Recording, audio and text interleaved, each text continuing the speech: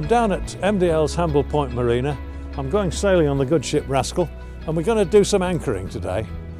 People are always curious about how you get an anchor to hold. They ask me how many times I've dragged my anchor. Well, the answer to that is once in about the last 30 years, and my wife and I spend probably 30 or 40 nights on the anchor every summer, and dragging is just not on the option. It's not on the list. So we'll talk about how that's going to work and how we can anchor with total confidence. The boat's operated by FlexiSail, which is a boat share membership club. And this is an outfit that works surprisingly well. I've got a couple of clients down in Lymington who use boats from FlexiSail, and they're very, very happy with the arrangement. So that's good. And we've got a useful boat here. It's a modern yacht, does everything it says on the tin, and I'm looking forward to getting out there and anchoring. So let's go for it.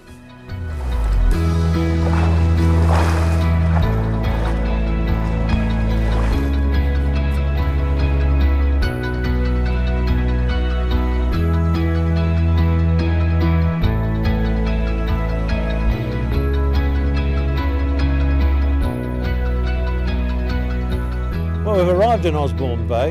It's not ideal. The breeze is easterly, which means the shelter is just about zero, but it's not so serious because we're not looking for a peaceful night. If we were, we would go somewhere else.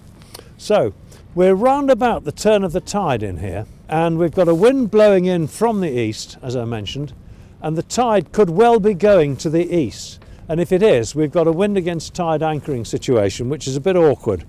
So I'm hoping that's not the case, and the first thing I'm going to do is check which way the tidal stream is going. No good at all looking at the chart or the tide tables. What we want to see is what's really happening in real life. So I'm doing about 1 knot. I'm going to put the boat out of gear and I'm going to steer so that I'm exactly athwart where the tide would be coming from, so that we can get the maximum tidal effect. I'm steering around here so that I'm going to be pointing about due north in a minute. There we are. Just get my helm neutralised so we're right across the tide.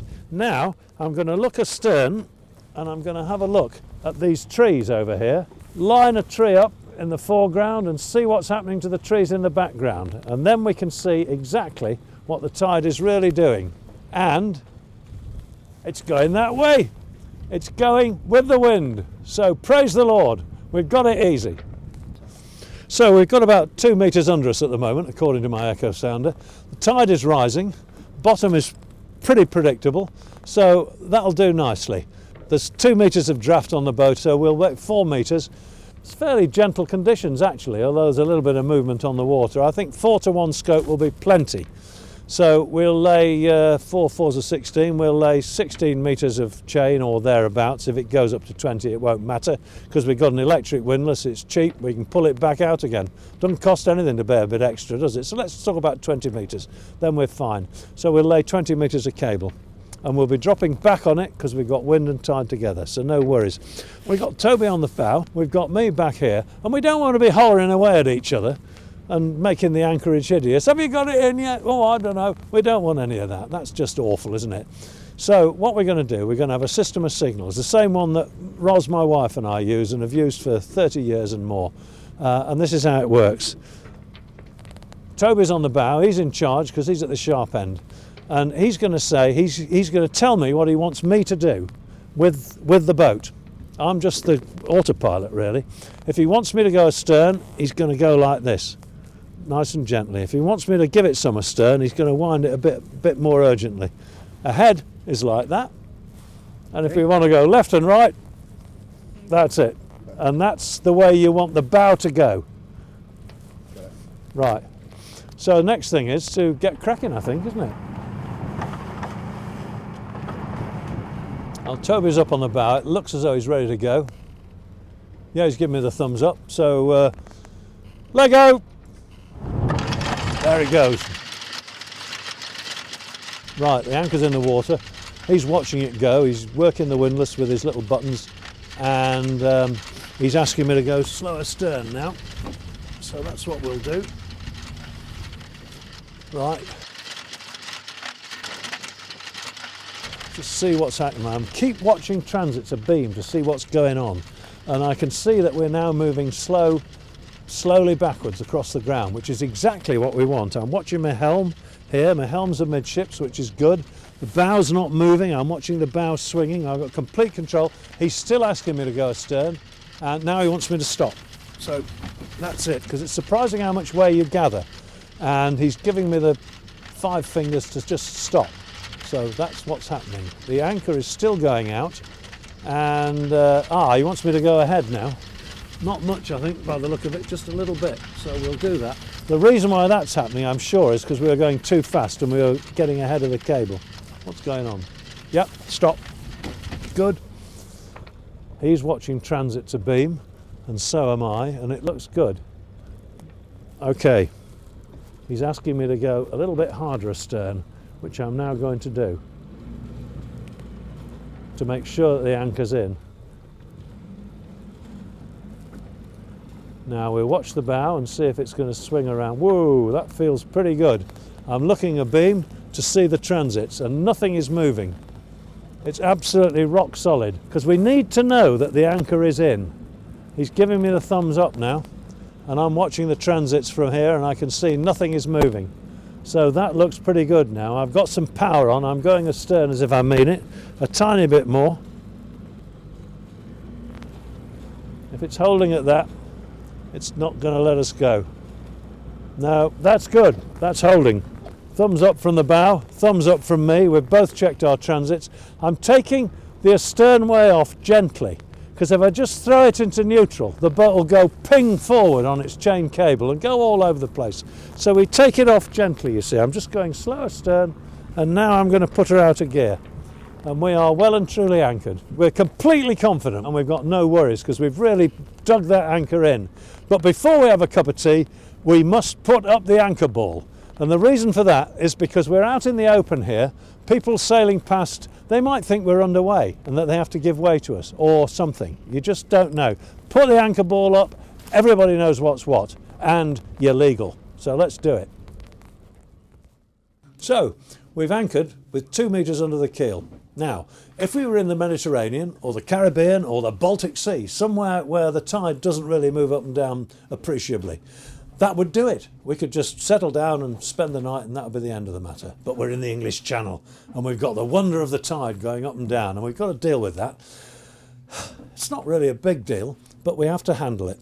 So if we have a look at the chart, we can see that there are soundings all over the chart, and it's a big mistake to think, I wonder exactly where we are and how much water there is underneath us looking at this chart.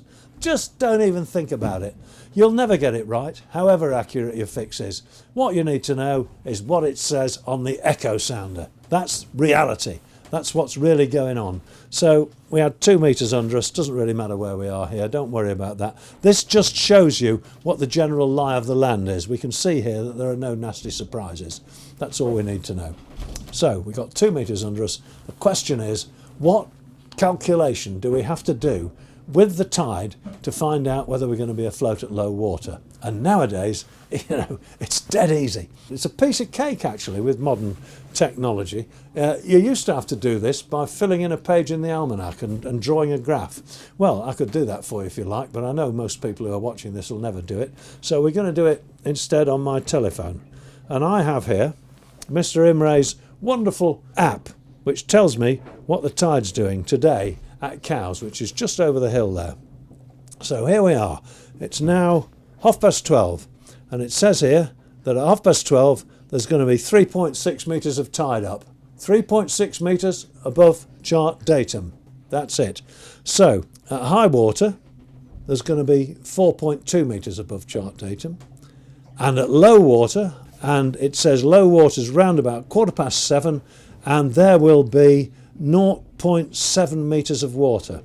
0.7 metres at low water. Right now there is 3.6 metres. Let's call it 3.7, should we, just for convenience. So we know it's going to drop 3 metres between now and low water. Easy as that.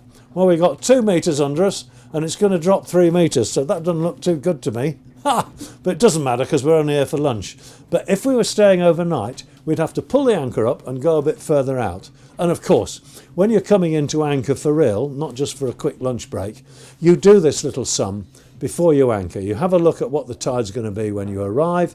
You have a look at how much it's going to drop to low water, and say it's going to drop 3 metres. So you add that to whatever you're anchoring in. We want 2 metres under us, so you're going to anchor when the echo sounder says 5 metres. There you go. Couldn't be easier, could it? We're pulling the anchor up now. We're weighing anchor, and the first thing I want to know is that my helm's amidships. It is, because we're streaming away from the anchor with a little bit of tide. Any minute now, Toby's going to hit the button and the windlass is going to start working. And I wouldn't be surprised if he asks me to put the boat ahead. There's a reason for that, because these little windlasses are quite powerful and they keep you going and they don't let you down. But you've got to be a bit kind to them. Always be kind to your gear. You know, this is a heavy boat and it's dragging us along. Why don't we just put her ahead? Let the prop give her a little kick along, and the windlass has only got to take up the slack then. Dead easy. So we're ready to go any time. Okay, mate, off we go. And he's asking me to go ahead. I thought he would. Now, I've got to watch him carefully, and he wants me to go left and ahead, and that's what we're doing. And now he wants me to stop. That's because if we're not careful, we'll overrun the anchor. Now he wants me to go astern, which I'm doing. I'm keeping the boat heading exactly as he wants it. Now we go out of gear again on the signal, and he wants me to go ahead. Away we go. Ooh, now the bow's swinging. That means the anchor's up. Ha ha, look at that. I'm still going ahead slowly, and the anchor's still coming in. And we're just about head to wind again, so I'm steering carefully. Anchor up! Lovely job. So that's it. We're all set. We can drive away and think about getting some sail on her.